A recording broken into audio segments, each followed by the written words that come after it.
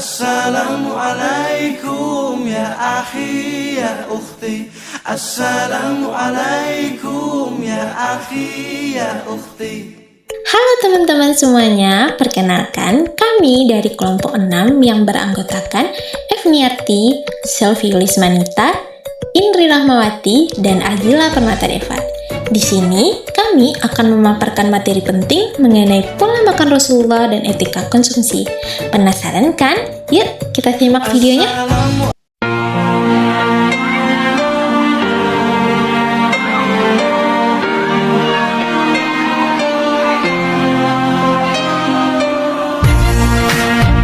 Di balik lembaran-lembaran ilmu dan deretan buku sejarah, kita seringkali mencari rahasia tentang bagaimana cara menjalani kehidupan yang bermakna.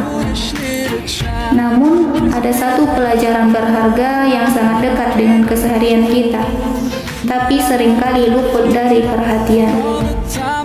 Sebuah konsep menahan diri yang disebut israf.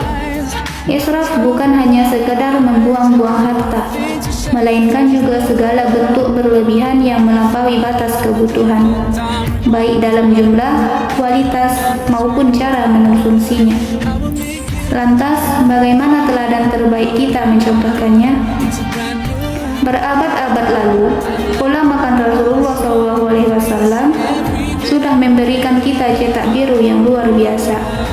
Fondasi paling mendasarnya adalah makan sebelum lapar dan berhenti sebelum kenyang. Beliau mengajarkan kita untuk membagi kapasitas lambung secara adil. Sepertiga untuk makanan, sepertiga untuk minuman, dan sepertiga lagi disisakan untuk udara, agar kita tetap bisa bernapas dengan lega.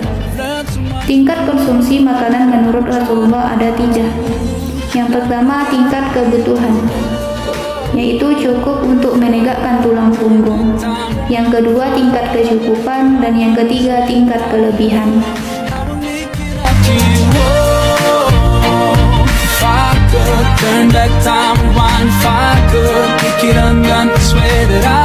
Rasulullah Shallallahu Alaihi Wasallam memiliki pola makan yang sangat sederhana, disiplin, dan selalu sesuai dengan kebutuhan tubuh.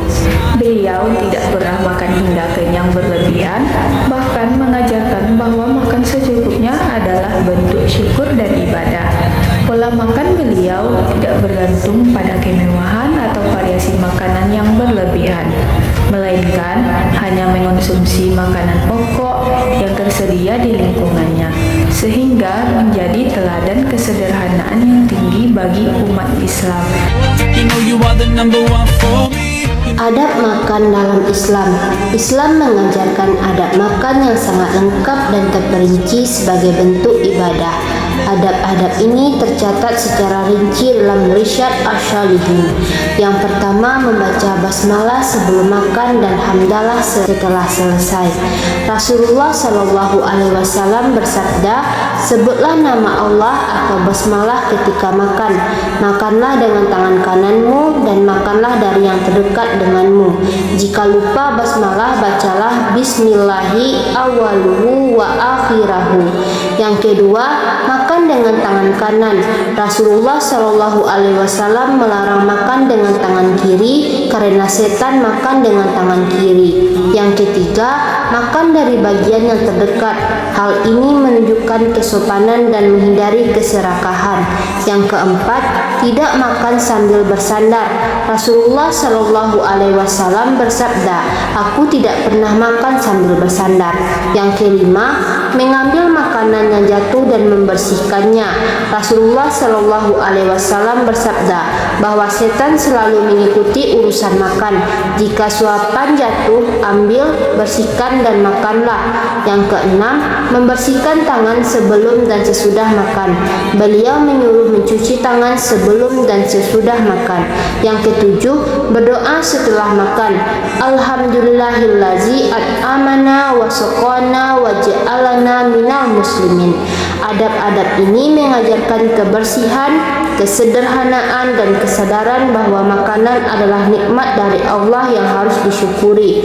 Semua adab ini bertujuan agar makanan membawa berkah dan manfaat gizi yang optimal.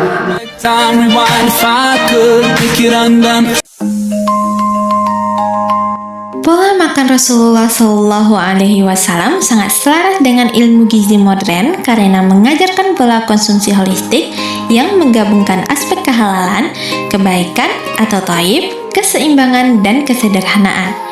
Beliau mengajarkan prinsip moderasi dengan membagi kapasitas lambung menjadi sepertiga makanan, sepertiga air, dan sepertiga udara.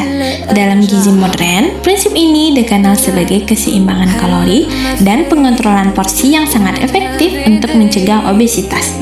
Selain itu, Rasulullah gemar mengkonsumsi makanan utuh yang alami seperti kurma, roti gandum, dan susu yang kaya serat serta antioksidan untuk menjaga imunitas tubuh.